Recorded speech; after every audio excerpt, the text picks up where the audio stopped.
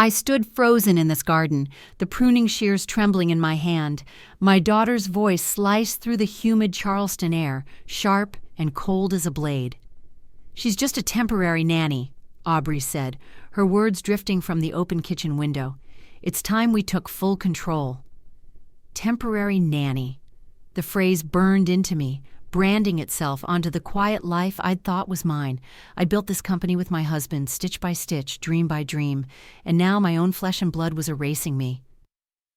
I stayed quiet, but not because I was weak. I was waiting. Welcome to the Betrayal Revenge channel, where stories come alive through voices you've never heard told this way before.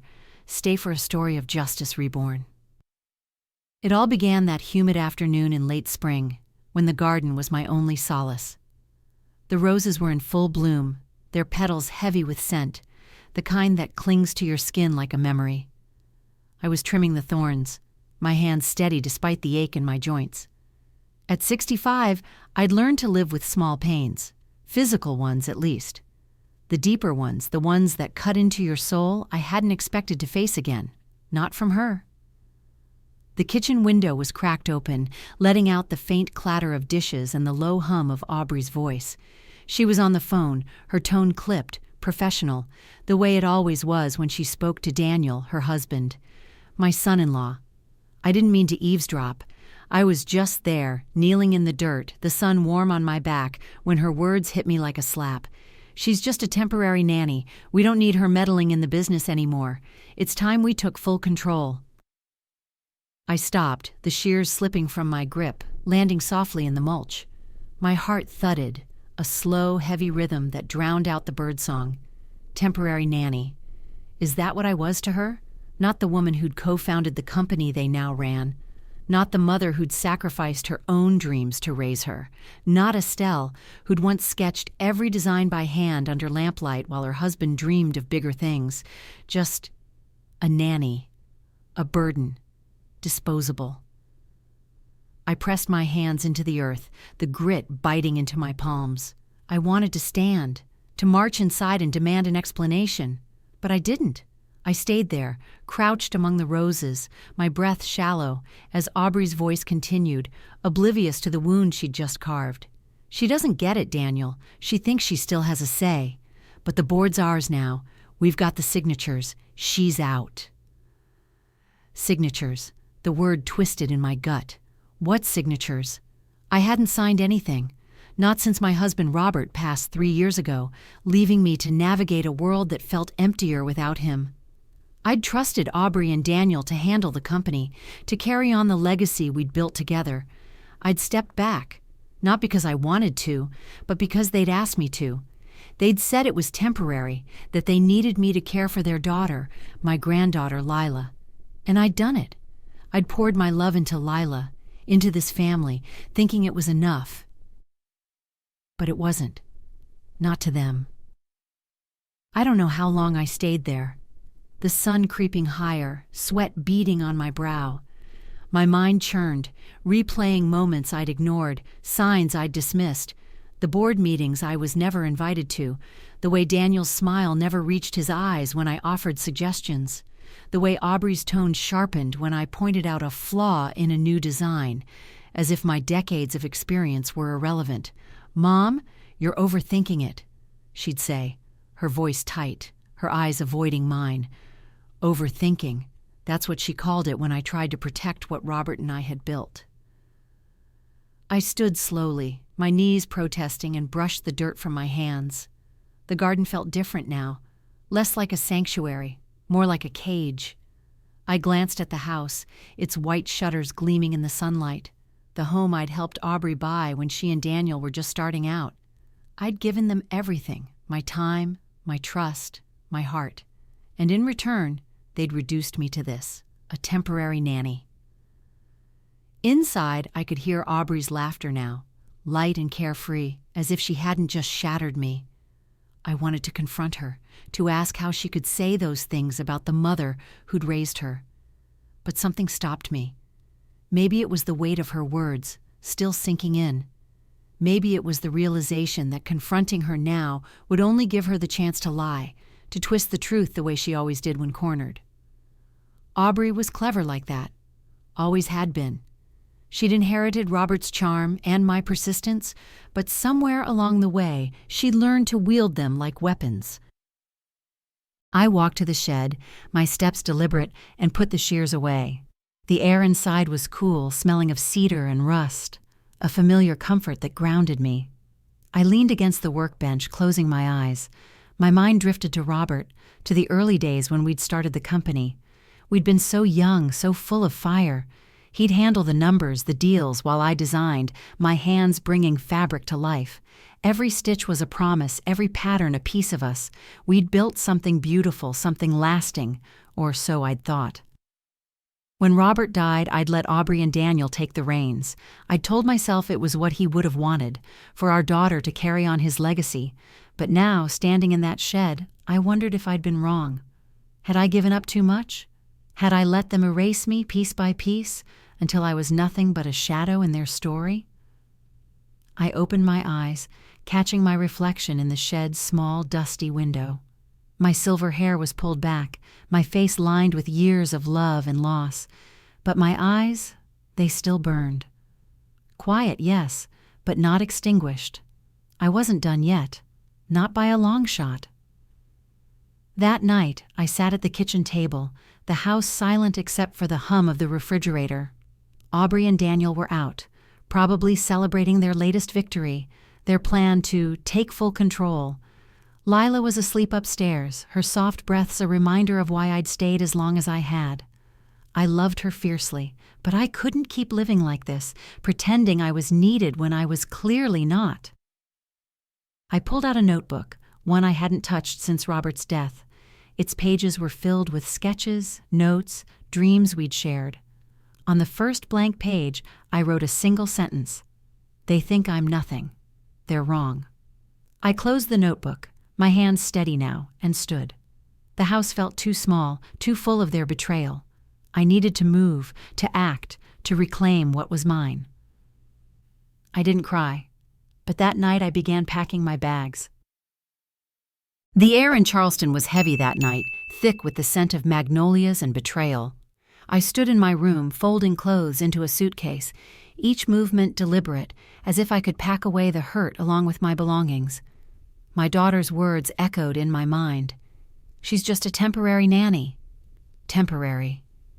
The word tasted bitter, like coffee left too long on the stove. I'd given everything to this family, to the company Robert and I had built from nothing, and now I was being erased, my dignity stripped away by the very people I'd trusted most.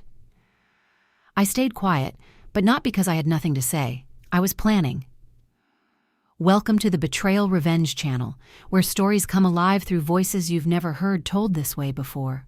Stay for a tale of reclaiming what's rightfully yours. It was 3 days after I'd overheard Aubrey's phone call, and I was still in the house, moving through it like a ghost. I hadn't confronted her, hadn't let on that I'd heard her plans to take full control. I needed time to think, to understand how it had come to this. The house, once a place of warmth, now felt like a stage where I played a role I hadn't auditioned for. Nanny, caretaker, invisible. I sat at the kitchen table that morning, a cup of tea cooling in my hands, the steam curling upward like a question mark. Across from me, Lila, my granddaughter, was coloring, her small tongue peeking out in concentration. Her crayon scratched softly against the paper, a sound that grounded me, kept me from spiraling. She was the reason I'd stayed, the reason I'd let myself be pushed to the margins. But even her laughter couldn't drown out the memories of how I'd been sidelined. It started subtly after Robert's death. I'd been grieving, my world unmoored without him, when Aubrey and Daniel approached me. "Mom, we need you to step back from the company," Aubrey had said, her voice soft but firm, her eyes not quite meeting mine.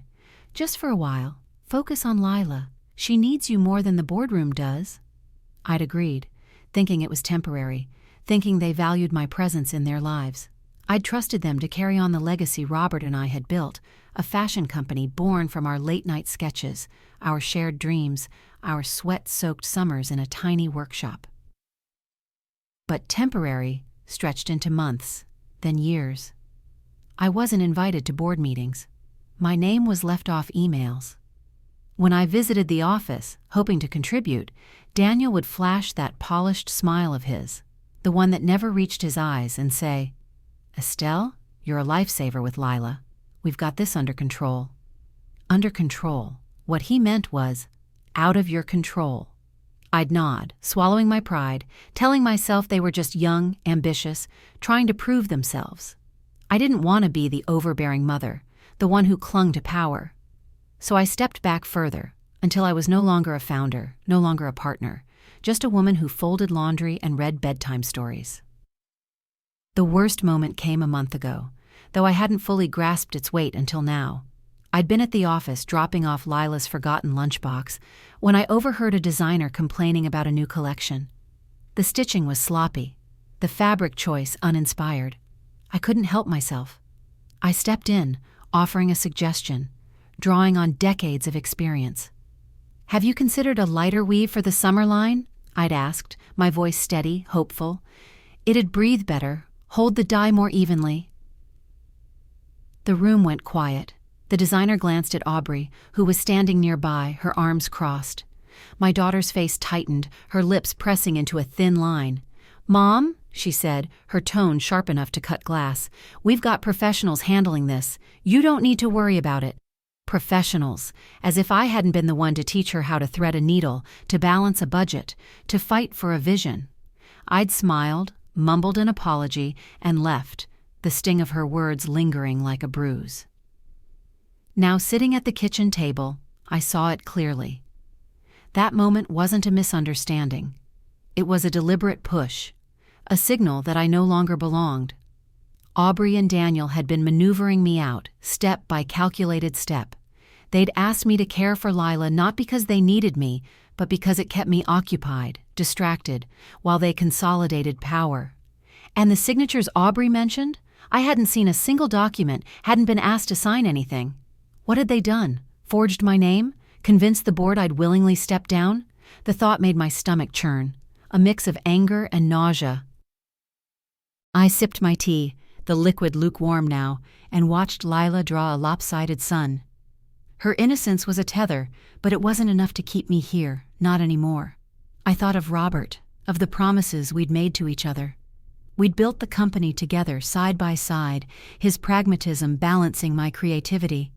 When he died, I'd let myself believe Aubrey would honor that legacy, but she hadn't. She'd taken it, twisted it, and now she was erasing me from the story altogether. I stood, my chair scraping softly against the floor, and walked to the sink. The window overlooked the garden, the roses I'd tended so carefully. They were beautiful, but they weren't mine, not really. This house, this life, it all belonged to Aubrey and Daniel now. I'd been a guest, tolerated until I was no longer useful. The realization settled over me like dust, heavy and suffocating. I thought of the notebook in my room, the one filled with our old designs, Robert's handwriting scrawled next to mine. It was proof of what we'd built, proof that I wasn't just a nanny, just a mother, just a widow.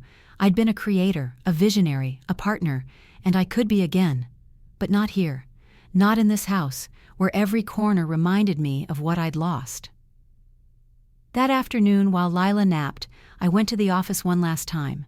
I told myself it was to pick up a few personal items, but deep down, I wanted to see if I was right, if they'd truly cut me out. The office was sleek, modern, a far cry from the cramped workshop Robert and I had started in. The walls were lined with framed awards, photos of Aubrey and Daniel shaking hands with clients. None of me, none of Robert. It was as if we'd never existed. I found my old desk, now occupied by a young assistant who barely looked up as I passed. In the drawer, I found a single photo, Robert and me, smiling at the company's first runway show, our arms around each other. I slipped it into my bag, along with a small sketchbook I'd left behind. As I turned to leave, Daniel appeared in the doorway, his tie loosened, his expression a mix of surprise and something else, guilt, maybe, or calculation. "Estelle," he said, his voice smooth as ever. "Didn't expect to see you here. Everything okay with Lila?" Always Lila, never me, never the company. I nodded, forcing a smile. "Just picking up a few things," I said, my voice steady despite the storm inside. He hesitated, then stepped closer, lowering his voice. "You know, we're so grateful for all you do. You're a godsend." A godsend? Another word to keep me small, compliant.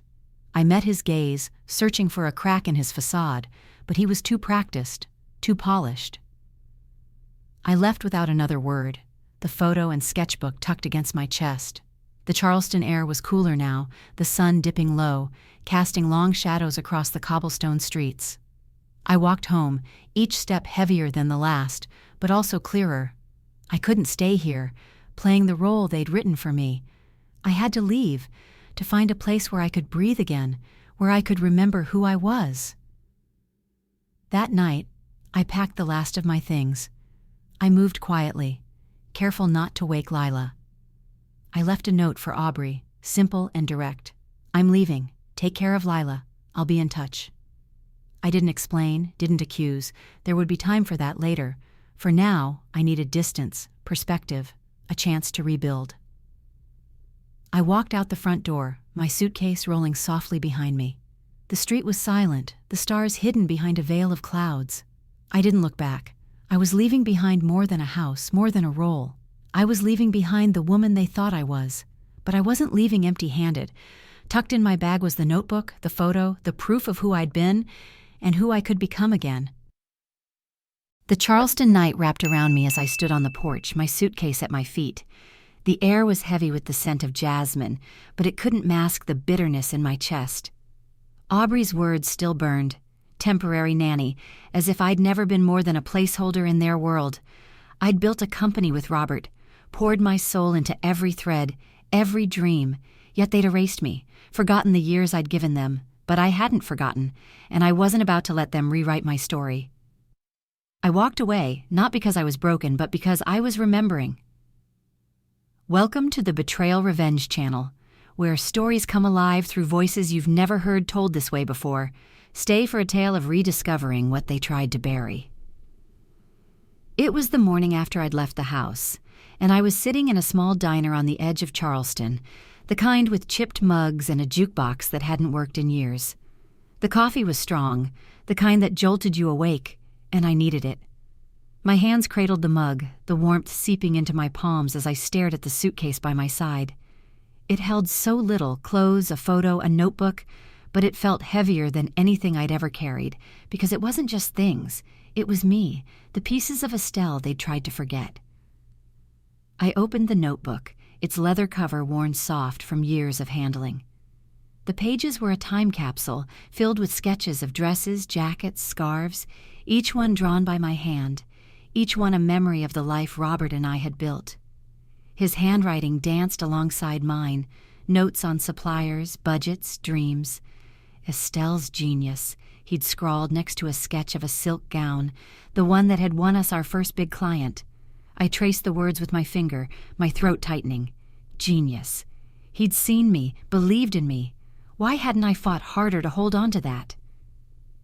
The diner's fluorescent lights buzzed overhead, casting a harsh glow on the table. I closed my eyes, letting my mind drift back to those early days when the world was ours to conquer. Robert and I had started with nothing, just a sewing machine, a rented workshop, and a stubborn belief that we could make something beautiful. I was 22, my hands quick and sure, stitching late into the night while Robert negotiated deals by day. We'd work until dawn, laughing over burnt coffee, dreaming of a future where our name, our designs, would mean something. Every pattern was mine, born from sleepless nights and endless revisions. I'd sketch by lamplight, my fingers smudged with charcoal, while Robert tested fabrics, his voice steady as he promised we'd make it. And we did. That first collection, hand-stitched by me, sold out in a week. Clients called it innovative, timeless. I called it ours. We'd built a foundation, brick by brick, and named it after our shared vision, a company that stood for craftsmanship, integrity, us. But there was one choice I'd made back then, one I'd never questioned until now. Robert had insisted I not hold shares in my name. "It's simpler this way," he'd said, his voice gentle but firm. "The business world's tough on women. Let me carry the weight. You focus on creating." I'd trusted him, believed that standing behind him was enough. I was the heart of the designs, the soul of the company. Did I really need my name on a piece of paper? So I'd agreed, pouring my energy into the work, not the title. I'd been naive, thinking love and loyalty would protect me. Now, sitting in that diner, I saw the cost of that choice. When Robert died, the company passed to Aubrey, not me. She'd inherited his shares, his title, his legacy, and I'd let her, thinking she'd honor what we'd built together. But she hadn't. She'd taken it, reshaped it, and pushed me out. The notebook in my hands was all I had left, proof of my work, my vision, my place. Its final page held something else, a contract, signed by both Robert and me, claiming joint ownership of the original designs. His signature was bold, mine careful, a promise we'd made to each other. It was still legally binding, wasn't it? I didn't know yet, but it was a spark, a flicker of hope in the dark. The waitress refilled my coffee, her smile kind but fleeting. "You okay, hun?" she asked, glancing at the notebook. I nodded, forcing a smile. "Just remembering," I said softly. She moved on, and I turned back to the past, to the moments I'd buried under the weight of grief and duty. I thought of Aubrey as a child, sitting at my feet while I sewed, her small hands tracing the patterns I'd drawn. "Mommy, you make magic," she'd say, her eyes wide with wonder. I'd taught her everything, how to cut fabric, how to see beauty in the details. She'd been my shadow, my pride. When had that changed? When had she stopped seeing me? I sipped the coffee, its bitterness mirroring my thoughts. I'd been so proud when Aubrey joined the company, so sure she'd carry on our values. But she'd changed, or maybe I'd never truly seen her. She'd grown ambitious, sharp-edged, hungry for control. And Daniel had fed that hunger, his charm masking a calculating mind. Together they'd turned the company into something I barely recognized, all sleek marketing and corner-cutting, nothing like the soul-driven work Robert and I had poured into it. I closed the notebook, my fingers lingering on the cover. I'd given up so much, my voice, my place, because I'd believed in family, in love. I'd trusted Robert to lead, Aubrey to follow, Daniel to support. But they'd all let me down, each in their own way. Robert, by convincing me to stay in the shadows. Aubrey, by betraying the mother who'd raised her.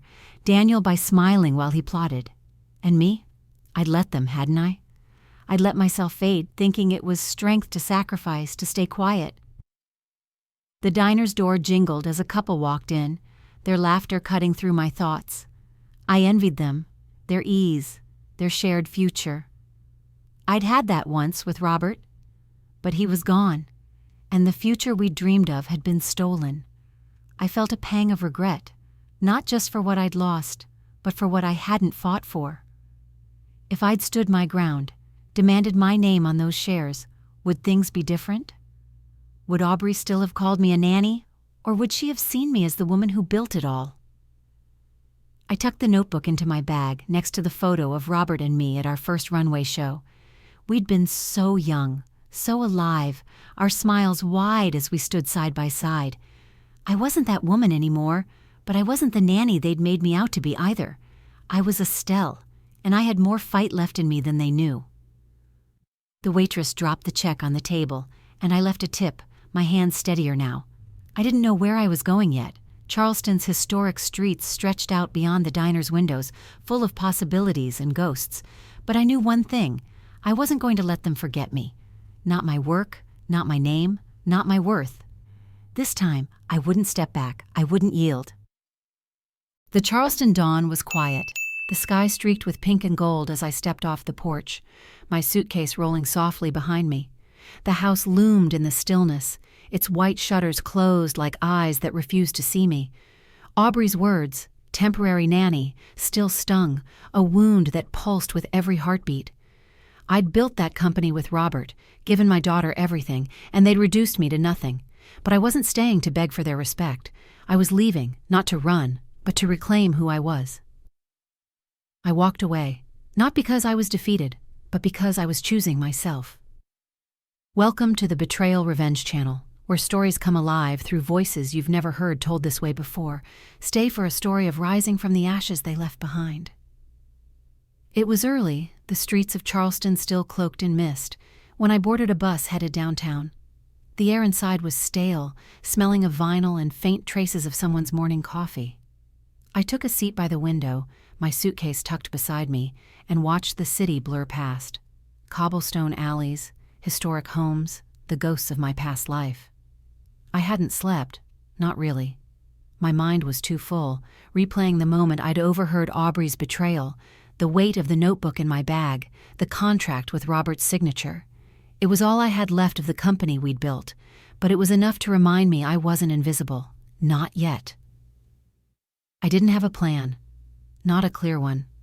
I only knew I needed to return to the Charleston I'd known as a young woman, before Robert, before Aubrey, before the company had consumed me. The historic district, with its narrow streets and ancient oaks, had always felt like home, a place where I'd once dreamed big, where I'd felt alive. Maybe there I could find the pieces of Estelle they'd tried to erase. The bus dropped me off near the Battery, where the Ashley and Cooper rivers meet, their waters glinting under the rising sun. I stood there for a moment, the breeze carrying the briny scent of the sea, my hair lifting softly against my cheek. It was a small freedom, standing alone with no one to answer to, but it was laced with fear. At 65, starting over wasn't romantic. It was daunting. My savings were modest, my role in the company gone, my family fractured. What did I have left? A notebook, a photo, a flicker of defiance. It would have to be enough. I found a boarding house on a quiet street, the kind with creaking floors and faded wallpaper, run by a woman with kind eyes and a no-nonsense smile. "Room's small, but it's clean," she said, handing me a key. "You look like you need a place to think." I nodded, grateful for her lack of questions. The room was simple: a narrow bed, a dresser, a window overlooking a courtyard where a single magnolia tree stood, its blossoms heavy and white. I set my suitcase down, the thud echoing in the silence, and began unpacking. Each item felt like a choice: the photo of Robert and me, placed on the dresser, the notebook tucked safely in a drawer, my clothes hung with care. This wasn't just a room, it was a beginning. That first day I walked the city, letting its rhythms soothe me. The clip-clop of horse-drawn carriages, the murmur of tourists, the distant toll of church bells, they grounded me, reminded me I was still here, still Estelle. I passed the old market, its stalls brimming with sweetgrass baskets and handmade jewelry, and remembered how Robert and I used to wander there, dreaming up designs inspired by the Low Country's colors. Those were the days when I felt seen, when my ideas mattered. I wanted that feeling back, but I didn't know how to reach for it.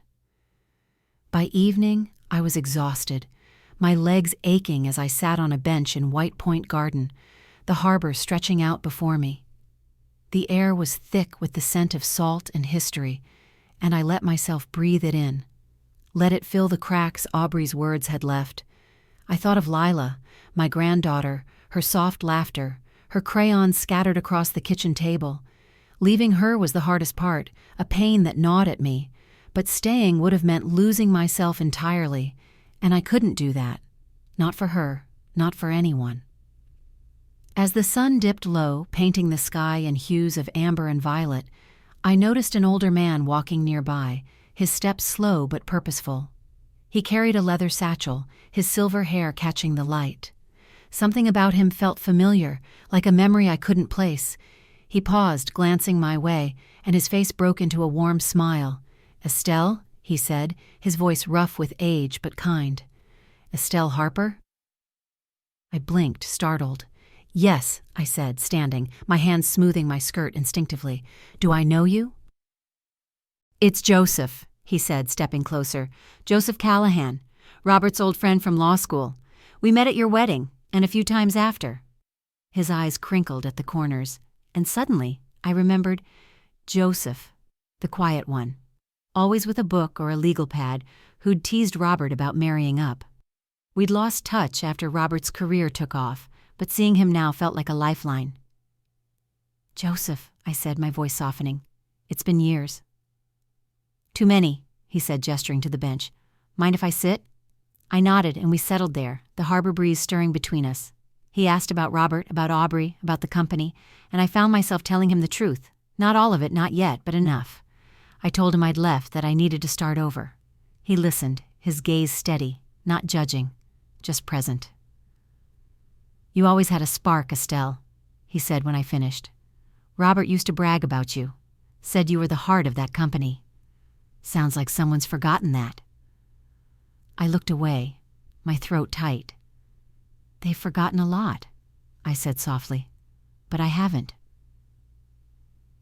He nodded, as if he understood more than I'd said. "Starting over is not easy," he said. "But you've got more than you think. You've got history, skill, a name that still means something in this town." He tapped his satchel. "And if you ever need a retired lawyer to look over some old contracts, I'm not too rusty." I smiled, the first real smile I'd felt in days. "I might take you up on that," I said, thinking of the notebook, the contract with Robert's signature. Could it really hold weight after all these years? Could it be the key to proving I wasn't just a nanny, but a founder, a creator?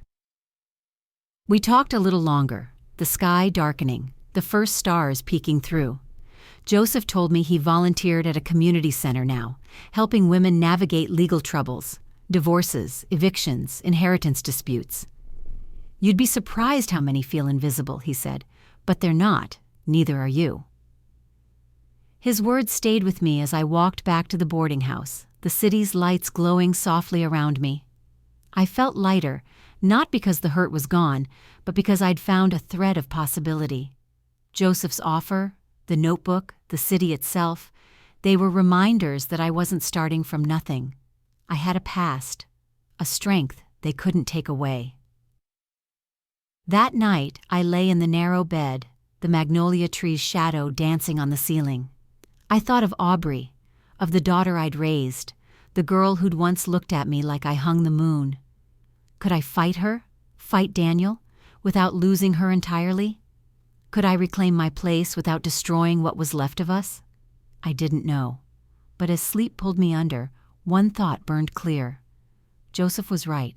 I had more than I thought. The Charleston morning was soft, the kind that draped the city in a golden haze, but I felt like a stranger in my own skin. I'd left Aubrey's house, walked away from the life they'd reduced me to, temporary nanny, a shadow of the woman who'd built an empire with Robert. Now, in this quiet boarding house, I was just Estelle, a name without a title, a past without a future. But as I unpacked my suitcase, the notebook of designs tucked safely inside, I felt a spark. They thought I was done. They were wrong.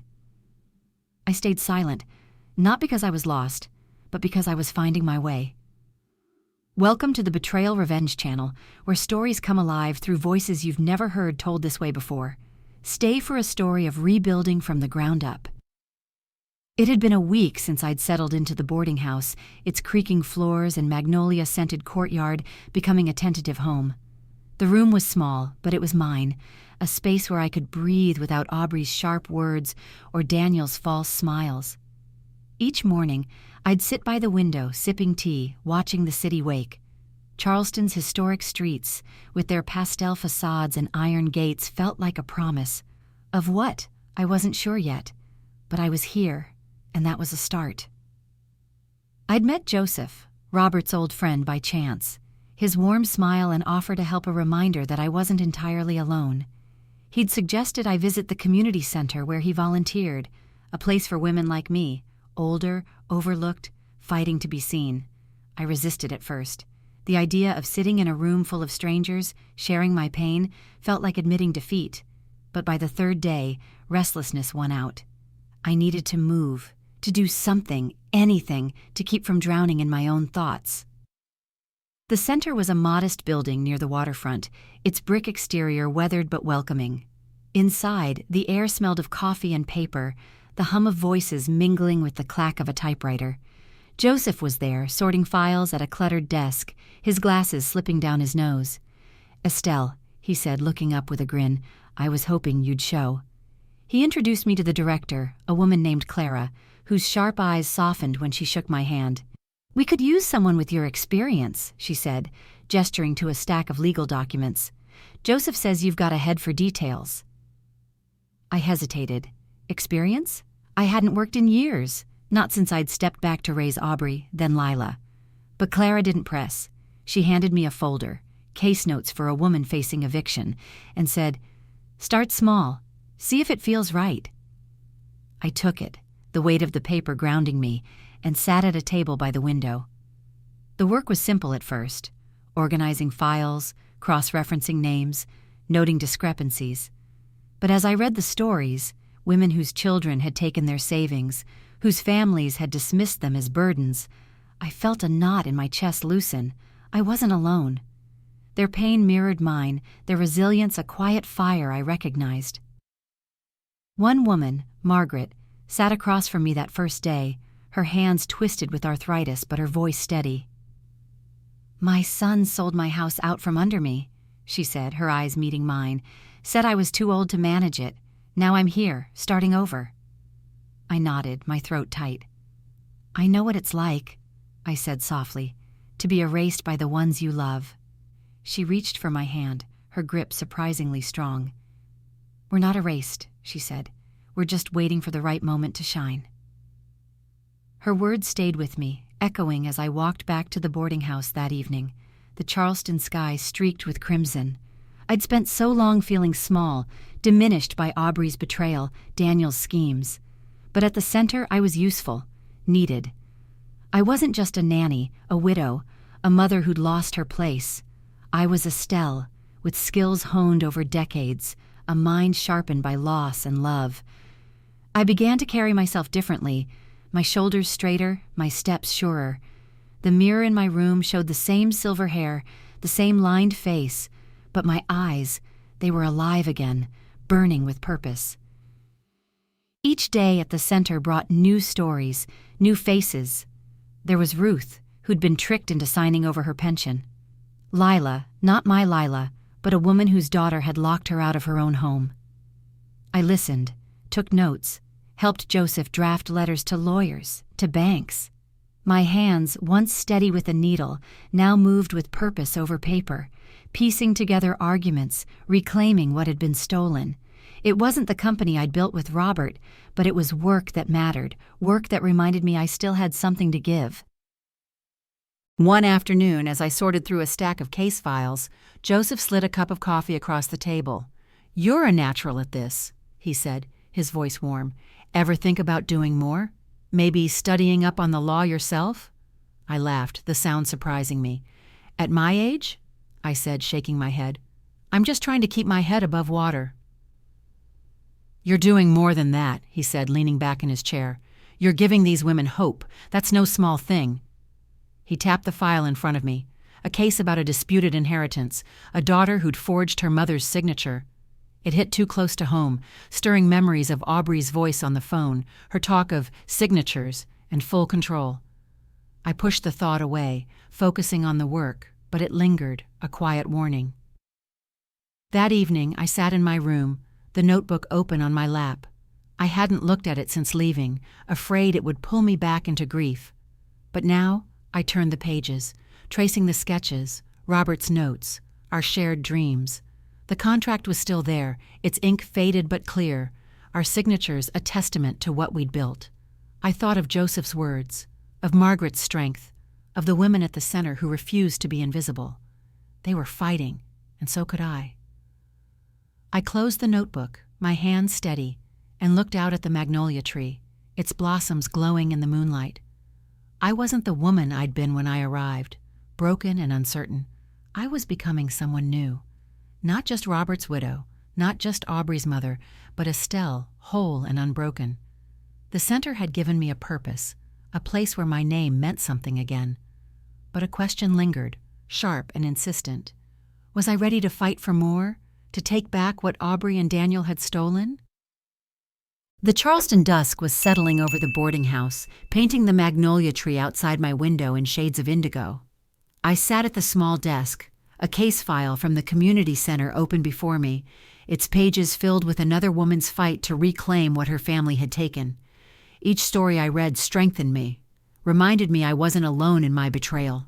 Aubrey and Daniel had tried to erase me, calling me a temporary nanny, stealing the company I'd built with Robert. But I was rebuilding, finding my place in this city, in myself. Then the phone rang, shattering the quiet, and everything changed. I answered, not because I was ready, but because I couldn't ignore the truth any longer.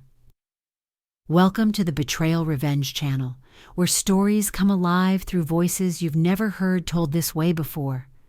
Stay for a story of facing the past to reclaim the future. It was a humid evening, the air thick with the promise of rain, when my phone buzzed on the desk. I'd been at the community center all day, helping Joseph draft a letter for a woman whose son had drained her savings. My hands still smelled faintly of the center's cheap coffee, my mind heavy with the weight of other people's losses. The number on the screen was unfamiliar, but something, instinct maybe, made me answer. Estelle? The voice was hesitant, familiar, but strained. It took me a moment to place it.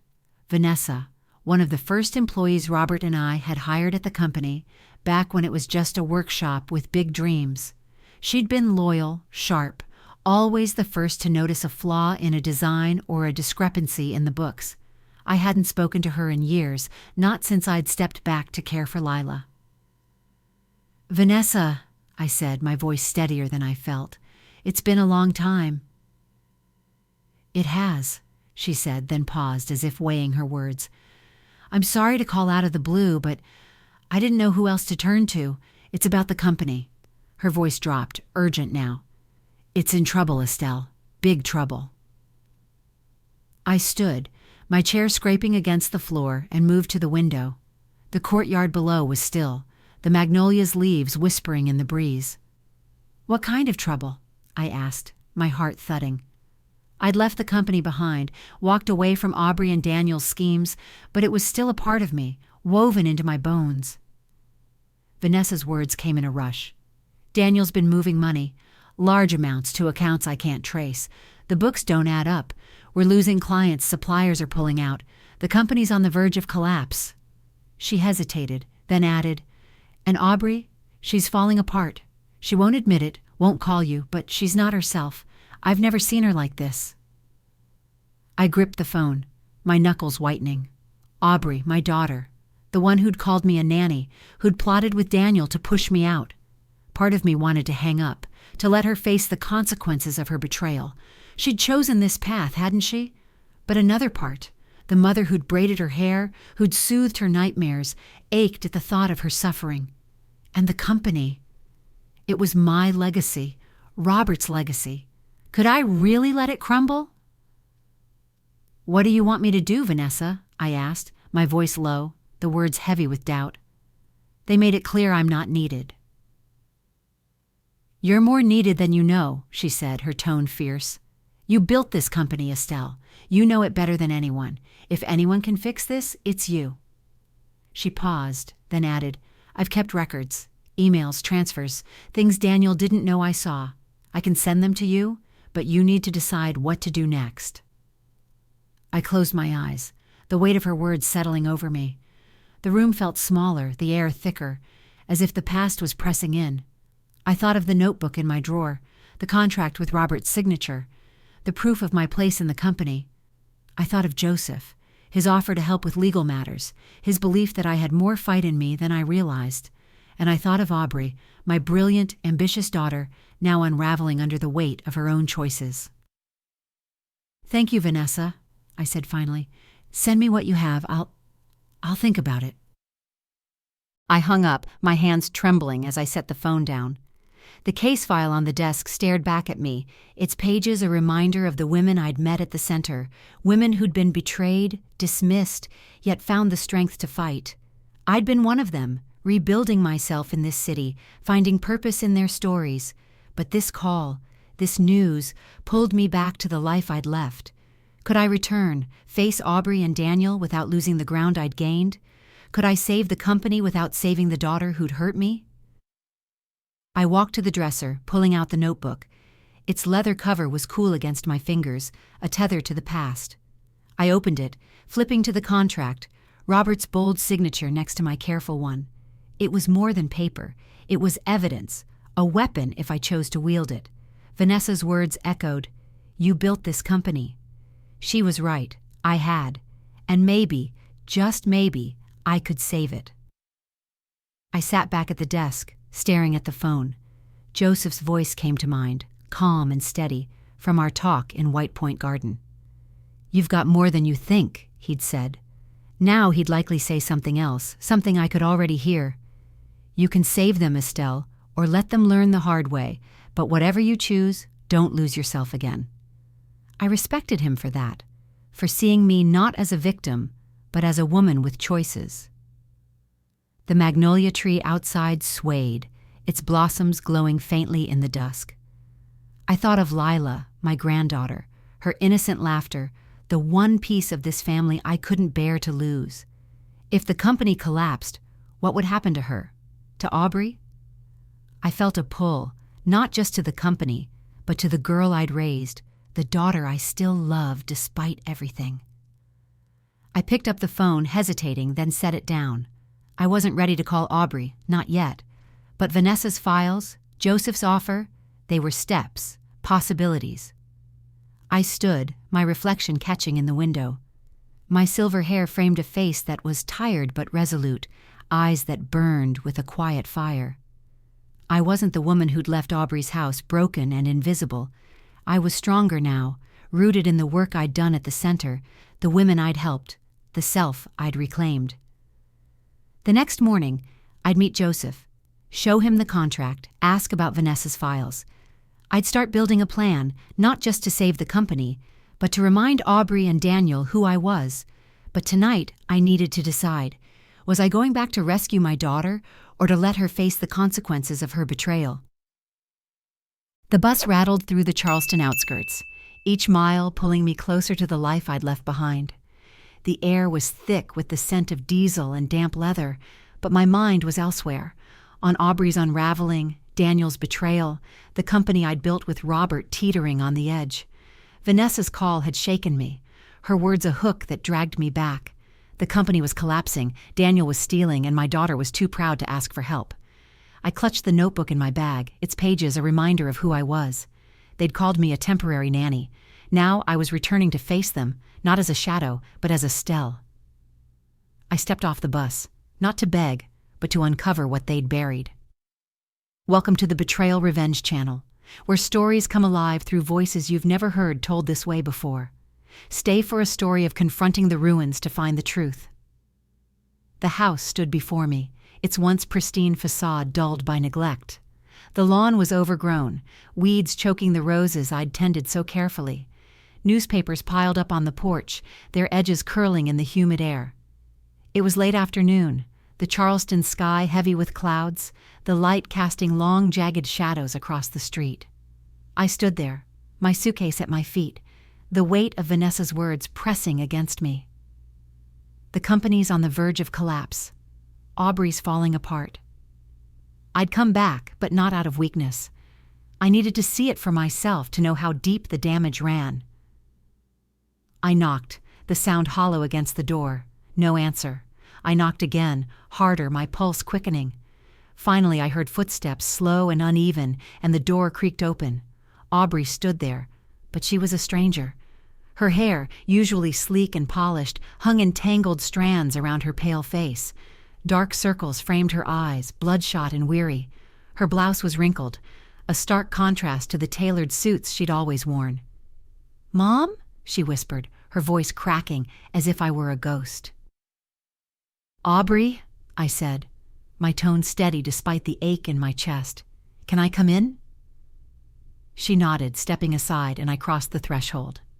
The house was a wreck. Dishes piled in the sink, their surfaces crusted with days-old food. Clothes were strewn across the furniture, and a thin layer of dust coated the hardwood floors. The air smelled stale, heavy with neglect. This wasn't the home I'd left, the one I'd helped Aubrey build. It was a shell mirroring the chaos Vanessa had described. "Where's Lila?" I asked, glancing toward the stairs. "With Daniel's mother," Aubrey said, her voice flat. "She's been helping out." She wouldn't meet my eyes, her hands fidgeting at her sides. I wanted to ask why, to demand answers, but I held back. I needed to see the company first to understand the full scope of what had happened. "I heard about the company," I said, keeping my voice even. "Vanessa called." Aubrey's head snapped up, a flicker of panic crossing her face. "Vanessa?" she said, then looked away, her jaw tightening. "She shouldn't have done that. It's under control." "Is it?" I asked, stepping closer, my gaze steady. "Because from what I hear, it's anything but." She flinched but didn't answer. Instead, she turned and walked toward the kitchen, her movements jerky, like a puppet with half its strings cut. I followed, my shoes clicking against the dusty floor. The kitchen was worse than the living room. Empty wine bottles lined the counter, a stark reminder of the daughter who'd once prided herself on control.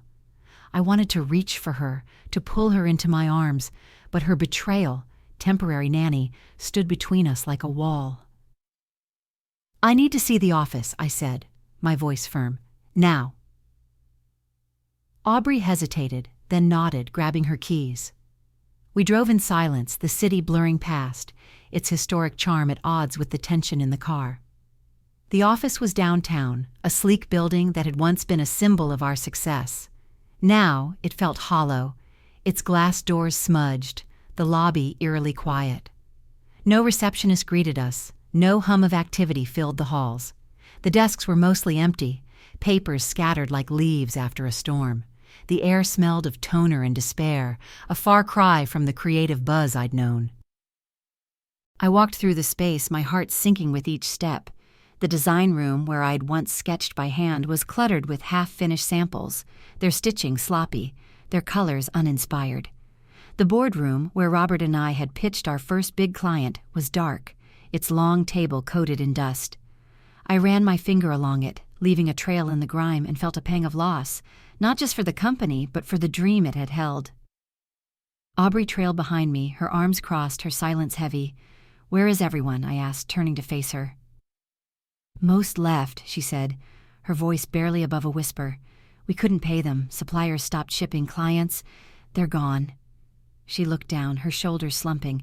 "Daniel handled the finances. I thought he had it under control." "Daniel," I said, the name bitter on my tongue. "Where is he now?" She shook her head, tears welling in her eyes. "I don't know. He left a week ago. Said he needed space. Then I found out." Her voice broke, and she sank into a chair, covering her face with her hands. "He was moving money, Mom. Offshore accounts, fake invoices. He took everything." I stood there, my hands clenched, rage and pity warring inside me. Daniel, with his polished smiles and calculated charm, had always been a snake. But Aubrey, she'd trusted him, followed him, let him lead her into this mess. Part of me wanted to shake her, to ask how she could have been so blind. But another part saw the girl I'd raised, now broken by her own ambition, her own choices. I knelt beside her, my knees protesting against the cold floor. "Aubrey," I said softly, "why didn't you call me?" She looked up, tears streaming down her face, and for a moment, she was my little girl again, scared and lost. "I couldn't," she whispered. "After what I said, what we did, I was ashamed." Her words hit me like a punch, confirmation of what I'd suspected. She knew she'd betrayed me, knew she'd pushed me out. And now, faced with the wreckage, she couldn't hide from it. I stood, my heart heavy but my resolve firm.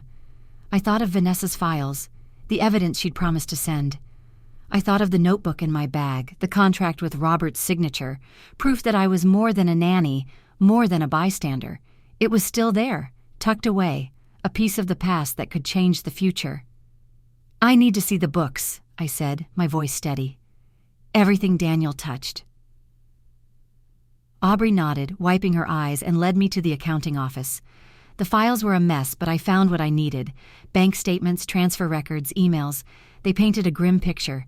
Daniel had siphoned millions, leaving the company bleeding. But there was something else, something Vanessa had hinted at. A pattern in the transfers, a name that kept appearing. A shell company, linked to Daniel, but with Aubrey's initials on the approvals. I froze, my breath catching. Was Aubrey involved? Had she known what Daniel was doing? The thought twisted in my gut, a new betrayal threatening to surface. I looked at her, slumped in the doorway, and saw not a conspirator, but a woman drowning in her own mistakes. I couldn't confront her. Not yet. I needed proof, needed to understand. I slipped the notebook from my bag, opening it to the contract. Robert's signature gleamed in the dim light, a beacon of what we'd built. It was more than a memory. It was power, legally binding, a claim to the designs that were the company's heart. I closed the book, my hands steady, and turned to Aubrey. "We're not done," I said, my voice low but firm. "Not yet." She looked at me, confusion flickering in her eyes. What did she see? The mother she'd dismissed? Or the woman who'd built an empire? I didn't know. But as we left the office, the city's lights flickering to life, I felt the ground shift beneath me. The truth was buried in those files, in that notebook, and I was going to dig it out. What had Aubrey known? And what would I do when I found out? The Charleston night was heavy, the air thick with the threat of rain as I sat in the dim office surrounded by scattered files. The truth was unraveling, each document a thread pulling me deeper into Aubrey and Daniel's betrayal. They'd called me a temporary nanny, stripped me from the company I'd built with Robert, but now I held evidence. Vanessa's records, the notebook, a contract that could change everything. Then I found it. A single email, buried in the chaos, that turned my world upside down. Aubrey wasn't just a victim. She was the architect of my erasure. I stayed calm, not because I forgave her, but because I needed to understand. Welcome to the Betrayal Revenge channel, where stories come alive through voices you've never heard told this way before. Stay for a story of unmasking the lies to reclaim the truth. It was past midnight, the office silent except for the hum of a flickering fluorescent light. I sat at a cluttered desk, my hands sifting through the files Vanessa had sent, each one a piece of the puzzle Daniel had left behind. Bank statements, transfer records, emails, they painted a damning picture of his theft. Millions funneled to offshore accounts. The company bled dry. But something felt off, a nagging thread I couldn't ignore. Aubrey's initials were on too many documents, her name tied to decisions I'd assumed were Daniel's alone. I'd come back to save the company, to face my daughter's collapse, but now I wondered, how deep did her betrayal run? The office was a ghost of its former self, the air stale with dust and despair. I'd sent Aubrey home hours ago, her eyes red from crying, her voice hollow as she'd promised to help me sort through the mess. "I didn't know, Mom," she'd said, her hands trembling. "Daniel handled everything." I'd nodded, wanting to believe her, but the mother in me, the one who'd raised her, who knew her ambition, felt a chill. Aubrey was never one to be led blindly. She was too sharp, too driven. So I stayed alone, digging for the truth. I opened my laptop, Vanessa's encrypted files glowing on the screen. She'd been meticulous, saving emails, memos, even handwritten notes she'd found in Daniel's office. One folder caught my eye labeled AD Correspondence, Aubrey and Daniel. My heart thudded as I clicked it open, revealing a chain of emails stretching back 2 years, before I'd left, before they'd called me a nanny. The subject line of the first email was simple: transition plan. I read, my breath catching. The emails were clinical, precise, like a blueprint for a takeover. "We need to streamline the board," Daniel had written. "Estelle's involvement is a liability. Her ideas are dated and she's resistant to change." Aubrey's reply was swift, her words cutting deeper than any knife. "Agreed. She's too attached to the old ways. I'll handle the signatures. We can reposition her with Lila. Keep her occupied." Reposition. The word burned, a polite mask for their plan to push me out. I leaned back, my hands trembling, the room spinning. Aubrey hadn't just gone along with Daniel. She'd orchestrated it. She'd planned my removal, calculated every step to sideline me, while I cared for her daughter, believing I was needed. I thought of the moments I'd cherished, reading to Lila, tending the roses, while Aubrey and Daniel rewrote my legacy behind closed doors. Temporary nanny wasn't a careless phrase. It was their script, and I'd played my part without knowing. I kept reading, each email a new wound. Aubrey had drafted a plan to transfer my design patents, claiming they were company property, not mine. She'd convinced the board I'd step down willingly, using forged documents with my signature, signatures I'd never given. Vanessa had found one, a scanned copy tucked in a subfolder, my name scrawled in a hand that wasn't mine. I stared at it, my chest tight, the betrayal so raw it stole my breath. My own daughter, the girl I'd taught to sew, to dream, had built a cage around me and called it love. But there was more. A handwritten note, photographed by Vanessa in Aubrey's precise script. Once she's out, we pivot to new markets. Daniel handles finances, I handle optics. No one will question it. Optics, that's what I was to her, a problem to be managed, a story to be spun. I thought of her tear-streaked face earlier, her pleas of ignorance. Had that been a performance too, or was she drowning in her own lies, unable to admit the truth? I stood, pacing the office, the floor creaking under my steps.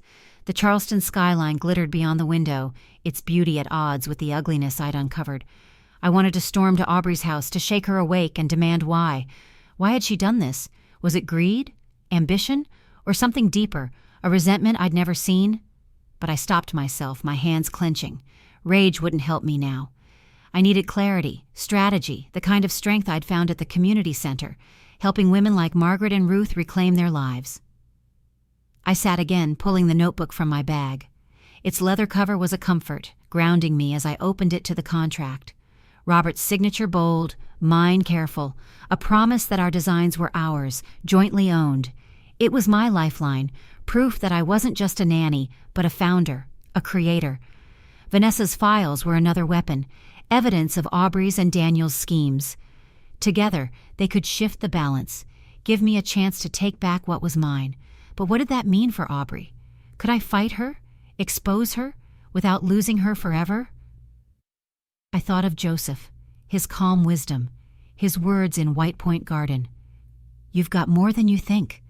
He'd know what to do with this evidence, how to use it legally, ethically. I needed him now, more than ever. But first, I needed to face Aubrey, to see if she'd confess, if there was any part of my daughter left to save. The mother in me wanted to believe there was. The woman I'd become, the one who'd rebuilt herself in Charleston's quiet corners, wasn't so sure. I closed the laptop, the screen's glow fading, and gathered the files. The office felt colder now, the dust thicker, as if the truth had settled into every crack. I slipped the notebook back into my bag, its weight a reminder of what I'd built, what I could still fight for. Aubrey had been the mastermind, Daniel her pawn, but I wasn't their victim, not anymore. As I left the office, the first drops of rain fell, soft against my skin. The city was waking, its lights blurring in the downpour. I stood under the awning, my heart heavy but my resolve unshaken. Aubrey had tried to erase me, but she'd failed. The truth was mine now, and I'd use it, not to destroy her, but to reclaim what was rightfully mine. What would she say when I confronted her?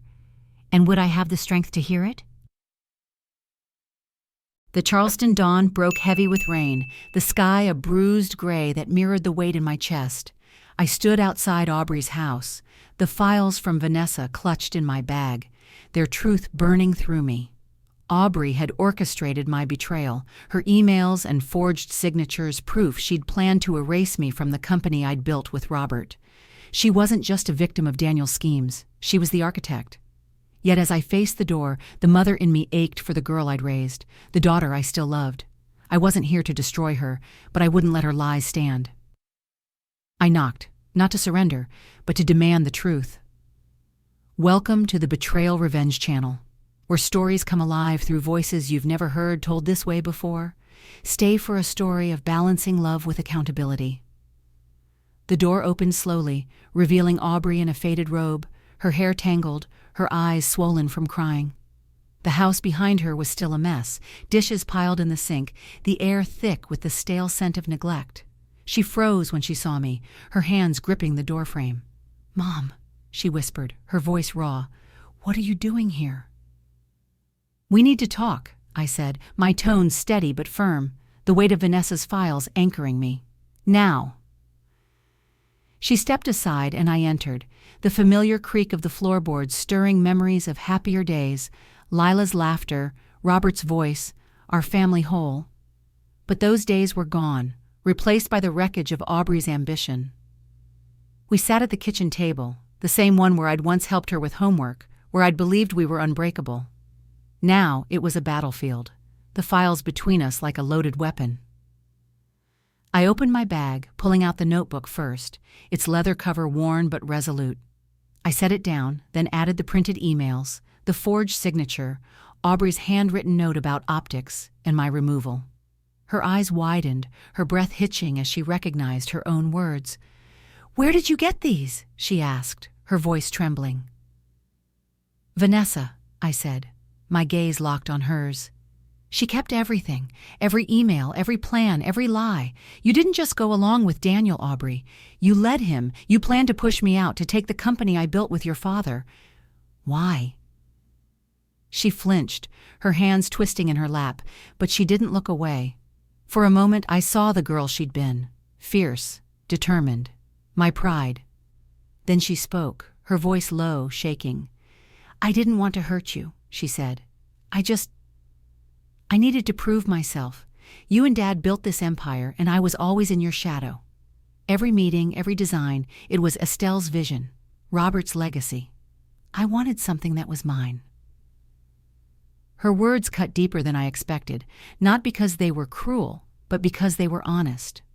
I saw her pain, the weight of living up to a legacy she'd never chosen, but it didn't erase her actions. "So you forged my signature?" I asked, my voice steady despite the storm inside. "You called me a nanny, kept me busy with Lila while you stole what I built?" She covered her face, a sob escaping. "I thought I was protecting the company," she said. "Daniel said we needed to modernize, to move faster.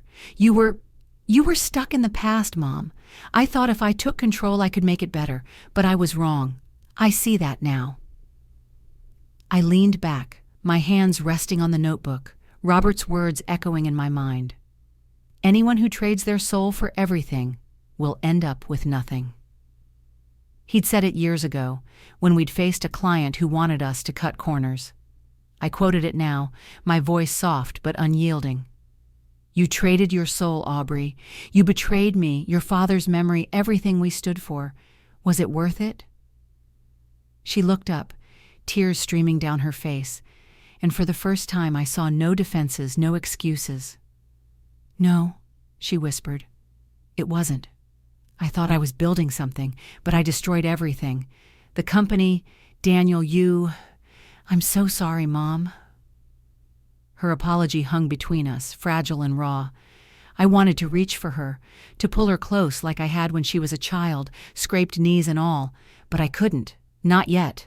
Forgiveness wasn't a reflex, it was a choice, and I wasn't ready to make it. Not when the company was still bleeding, not when Daniel was still out there, not when my name was still buried under her lies. I thought of the women at the community center, Margaret, Ruth, Lila, whose families had taken their homes, their savings, their dignity. They'd taught me that forgiveness didn't mean surrender. It meant holding people accountable, demanding justice, even when it hurt. I leaned forward, my voice calm but resolute. "I hear you, Aubrey, but sorry isn't enough. You plan to erase me, and I need to know you understand what that cost." She nodded, wiping her eyes, her shoulders slumping. "I do," she said. "I see it now. The company's dying. Daniel's gone, and I lost you. I don't know how to fix it, but I'll do whatever it takes." I studied her, searching for the daughter I'd raised, the one who'd once looked at my designs with wonder. She was there, buried under ambition and regret, but I couldn't let love blind me. Not again. I tapped the notebook, the contract inside a reminder of my power. "We're going to fix this," I said. "But not for you, not for Daniel. For the company, for your father's legacy, for me. And you're going to help me, starting with the truth." She nodded again, her hands steadying, a flicker of resolve in her eyes. It wasn't redemption, not yet, but it was a start. I stood, gathering the files, the notebook, my resolve. Joseph would know how to use this evidence, how to turn Aubrey's confession into a path forward. But as I moved toward the door, a question lingered, sharp and heavy. If I forgave her, would I be giving up the justice I deserved? Or was justice something bigger, something that could heal us both? I stepped into the rain, the drops cool against my skin. The Charleston streets were quiet, the city holding its breath. I had Aubrey's truth now, but the fight wasn't over. I'd take back what was mine, not with anger, but with the strength I'd found in myself. What would justice look like? And could I build it without breaking us apart? The Charleston morning was sharp, the air crisp with the promise of change as I stood outside Joseph's office, the notebook and Vanessa's files tucked under my arm. Aubrey's confession still echoed, her betrayal, her regret, her plea for forgiveness. She'd orchestrated my erasure, called me a temporary nanny, but now she was ready to help me reclaim what was mine.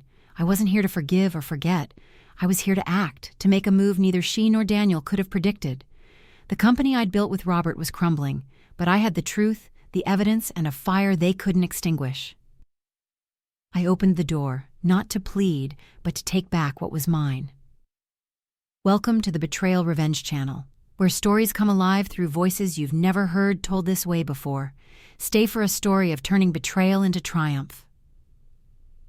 Joseph's office was small, tucked above a bookstore in Charleston's historic district, its walls lined with legal texts and framed certificates. The air smelled of old paper and coffee, a comforting contrast to the chaos I'd left behind.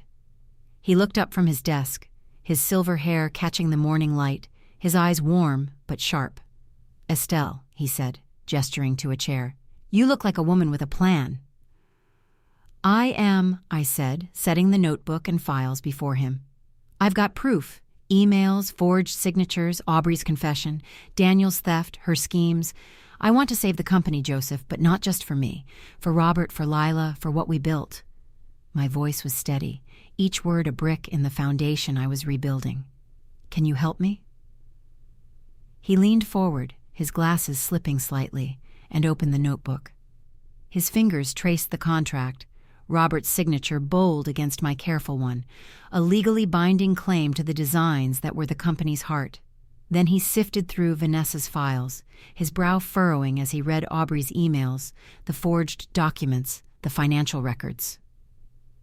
"This is a gold mine," he said finally, his voice low but firm. "With this we can challenge their control, demand an audit, maybe even press charges, but it's a fight, Estelle. Aubrey's your daughter. Daniel's still out there. Are you ready for what this means?" I thought of Aubrey's tear-streaked face, her broken promises, her role in pushing me out. I thought of Daniel, his polished lies, his theft of millions, and I thought of Lila, my granddaughter, who deserved a legacy worth saving. "I'm ready," I said, my hands steady on the desk. "But I don't want to destroy Aubrey. I want her to learn, to face what she's done. Can we do both?" Joseph nodded, a faint smile tugging at his lips. "That's the Estelle I remember," he said. "Let's get to work." We spent hours strategizing, the Charleston sun climbing higher, its light filtering through the window. Joseph outlined a plan. First, we'd use the contract to assert my ownership over the original designs, the company's core asset. Vanessa's files would trigger a forensic audit, exposing Daniel's theft and Aubrey's complicity. We'd demand a board meeting, present the evidence, and force a vote to reinstate me, not as a figurehead, but as a leader. Aubrey would have a choice: support me or face legal consequences alongside Daniel. "It's bold," Joseph said, leaning back, his pen tapping the desk. "They won't see it coming, but you'll need allies. Vanessa's on your side, but the board's loyal to Aubrey and Daniel. We need to sway them." I thought of the community center, the women I'd helped, Margaret, Ruth, Lila, whose strength had fueled my own. "I know some people," I said, a plan forming. "Women who fought their own battles. They'll understand what's at stake." Joseph raised an eyebrow, intrigued, and I continued. "And Vanessa, she's not just an employee. She's a witness, a voice. If she speaks, the board will listen." We drafted letters, prepared documents. each step a reclaiming of my place. I felt the old Estelle stirring, the one who'd sketched designs by lamplight, who'd built an empire with Robert.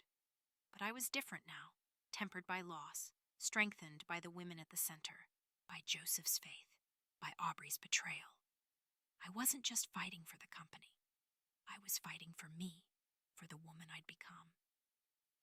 That afternoon, I met Vanessa at a cafe near the waterfront, the Ashley River glinting under the sun. Her face was lined with worry, but her eyes were fierce. "I'm in," she said, her voice low as I explained the plan. "I've seen what they've done to you, to the company.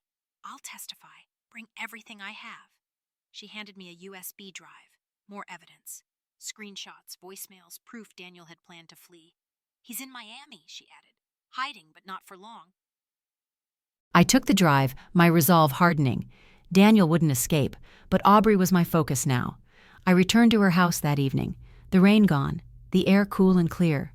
She was in the living room, Lila asleep upstairs, the chaos of the house slightly tamed.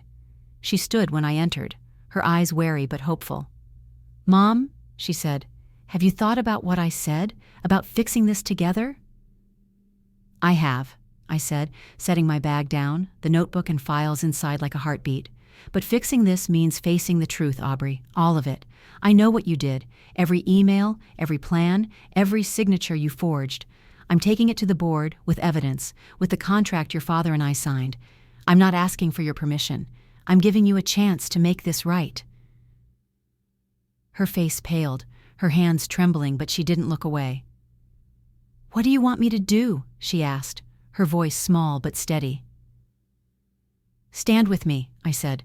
"Tell the board the truth. Help me save the company, not for you, but for Lila, for what we built. If you don't, I'll do it alone, and you'll face the consequences." My words were firm, but my heart ached. I wanted her to choose me, to choose us, but I wouldn't beg. She nodded, tears welling, and for the first time, I saw a flicker of the daughter I'd raised, not the architect of my betrayal, but a woman ready to face her mistakes. "I'll do it," she said. "I'll stand with you." I exhaled, relief and caution mixing in my chest. The board meeting was set for tomorrow, a battle I'd prepared for with Joseph, Vanessa, and now, maybe Aubrey. Daniel was still out there, but his time was running out. I thought of the women at the community center, their resilience my anchor. I thought of Robert, his belief in me, his words about trading souls. I hadn't traded mine, I'd reclaimed it. As I left Aubrey's house, the Charleston stars burned bright, the city alive with possibility. Tomorrow, I'd walk into that boardroom, not as a nanny, not as a widow, but as Estelle Harper, founder, creator, force. They hadn't seen this coming, but they would never forget it. What would the board decide, and would Aubrey's choice hold? The Charleston sunrise glowed fiercely, painting the sky in hues of fire as I stood outside the company's office, the notebook and Vanessa's files in my bag, my heart steady with purpose. Today was the board meeting, the moment I'd reclaim the legacy Aubrey and Daniel had stolen, the empire I'd built with Robert. They'd called me a temporary nanny, erased me from my own story, but I'd uncovered their lies, rallied allies, and turned Aubrey to my side. I wasn't the broken woman who'd left this city. I was Estelle Harper, transformed, unstoppable, and ready to rewrite the ending. I stepped forward, not to beg, but to claim my power. Welcome to the Betrayal Revenge channel, where stories come alive through voices you've never heard told this way before. Stay for a story of rising stronger than they ever imagined. The boardroom was stark, its long table polished but cold, the air heavy with tension. The board members sat in their tailored suits, their faces a mix of curiosity and unease. Vanessa stood near the door, her posture rigid, her eyes fierce with loyalty. Joseph was beside me, his legal pad stacked neatly, his calm presence an anchor. And Aubrey, she sat across from me, her hands clasped tightly, her expression a fragile mix of resolve and fear. She'd promised to stand with me to tell the truth, but I watched her closely, knowing trust was a thread that could snap. I began, my voice clear, cutting through the room's silence. "I'm Estelle Harper," I said, "co-founder of this company, creator of its original designs, and the woman you were told stepped away." I opened the notebook, sliding the contract across the table. Robert's signature bold, mine unwavering, a legal claim to the heart of the company. I didn't step away. I was pushed out by Aubrey and Daniel through lies, forged signatures, and a plan to erase my legacy. Murmurs rippled through the room, eyes darting to Aubrey. She shifted, her face paling, but I pressed on, laying out Vanessa's files, emails, bank records, proof of Daniel's theft, Aubrey's complicity. Daniel siphoned millions, I said, leaving the company on the brink of collapse. Aubrey orchestrated my removal, using my love for my granddaughter to keep me distracted. But I'm here now, and I'm taking back what's mine. A board member, a gray-haired man named Carter, leaned forward, his brow furrowed. "These are serious accusations, Estelle. Aubrey, what do you have to say?" Aubrey stood, her hands trembling but her voice steady. "It's true," she said, her eyes meeting mine, then dropping. "I planned to push my mother out. I thought I was protecting the company, proving myself. I was wrong. I forged documents, followed Daniel's lead, and I hurt her." Her voice broke, tears falling, but she didn't stop. "I'm sorry, Mom. I'm here to make it right, to help you save this company." The room went silent, the weight of her confession settling like dust. I felt a pang, love, pain, pride, but I didn't soften. This was justice, not absolution. Vanessa stepped forward, her voice sharp as she presented her evidence. Screenshots, voicemails, proof Daniel was in Miami, hiding with the stolen funds. "I've worked here since the beginning," she said. "Estelle built this company with her hands, her heart. She's the only one who can bring it back." Joseph took the floor, his tone measured but commanding. "The contract gives Estelle ownership of the original designs," he said. "The company's core asset. Legally, she has a claim to leadership. We're calling for a vote to reinstate her as acting CEO with an immediate audit to recover Daniel's theft." He slid a draft proposal across the table, every detail meticulously prepared.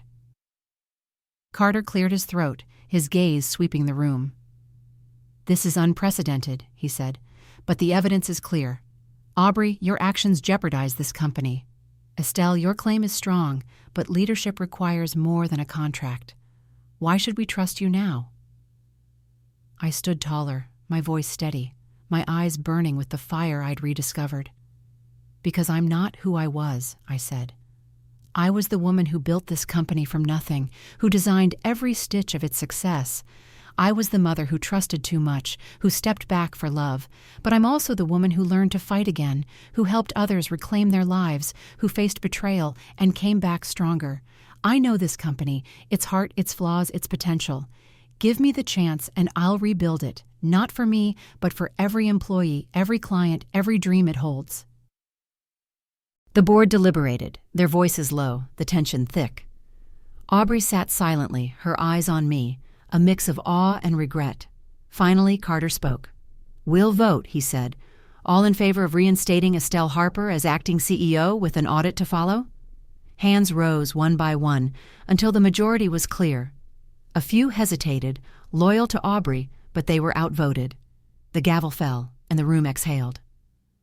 I was back, CEO, founder, Estelle, but the victory was bittersweet.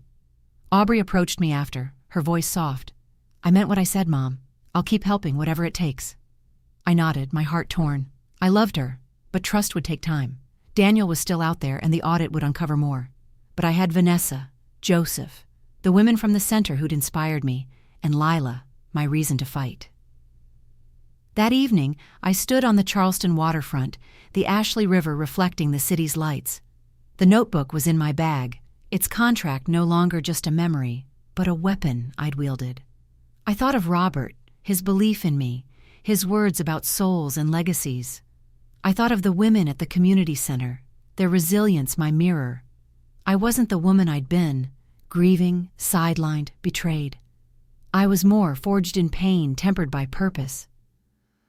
The company was mine again, but this wasn't the end. Daniel's shadow loomed, and Aubrey's redemption was uncertain. I'd saved the company, but the fight for my family, my heart, was just beginning.